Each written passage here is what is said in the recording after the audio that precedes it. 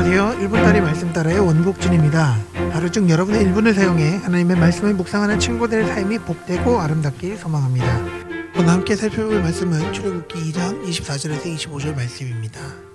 하나님이 그들의 고통 소리를 들으시고 하나님이 아브라함과 이삭과 야곱에게 세운 그의 언약을 기억하사 하나님이 이스라엘 자손을 돌보셨고 하나님이 그들을 기억하셨더라. 철학 질문 중에 아무도 없는 숲속에 나무 한 그루가 쓰러졌다. 이 나무가 쓰러질 때 소리가 났을까? 라는 질문이 있어요.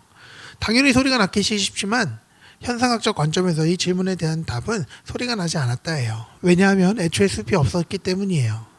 바라봐주고 인식하는 사람이 없다면 그곳엔 아무것도 없는 거예요. 뜬금없는 소리 같지만 관찰자의 존재는 철학을 넘어 양자역학에 시작이 되었어요. 본문은 이스라엘 백성이 이집트에서 노예로 생활하며 고통받고 있을 때 하나님께 간구하는 내용이에요. 요셉 시대에 온 집안이 이집트로 내려간 지 400년이 지났어요. 그동안 요셉의 이름은 잊혀졌고 왕조도 바뀌었고 이스라엘 사람들은 이집트 안에 이방인들로서 노예로 일하게 되었어요. 통제를 받으며 다른 사람을 위해 일하는 것도 힘든 일인데 합당한 대우를 받지 못하고 노예로 사는 것은 정말 고통스러운 일이었어요. 이스라엘 백성들은 이러한 상황 속에서 하나님께 부르짖었어요.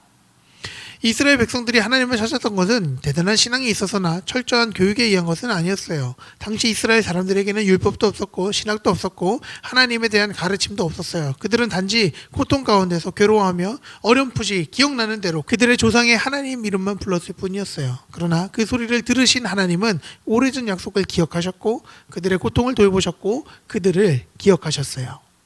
사랑하는 친구들, 우리가 고통 속에 있을 때 우리의 괴로움을 누구도 알지 못한다고 생각할 때에도 하나님은 우리의 신음소리를 들으시고 우리를 위로하시는 분이세요.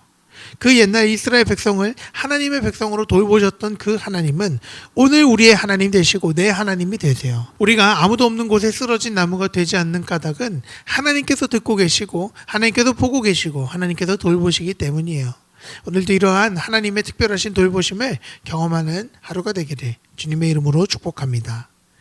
은혜가 풍성하신 하나님 감사합니다. 하나님, 우리의 고통의 소리를 들으시고 돌보시고 기억하시는 줄 압니다. 주님, 제 삶에 찾아와 주셔서 위로하시고 힘을 더해 주셔서 하나님의 돌보심 가운데 살아가도록 인도해 주세요. 가정과 학교와 학원과 미래와 관계들 가운데 하나님이 필요합니다. 주님, 저를 불쌍히 여겨주시고 은혜 베풀어 주세요. 오늘 하루도 놀랍게 역사하실 하나님을 기대하며 감사드리며 예수 그리스도의 이름으로 기도합니다. 아멘. 친구들, 다음에 또 봐요. 안녕.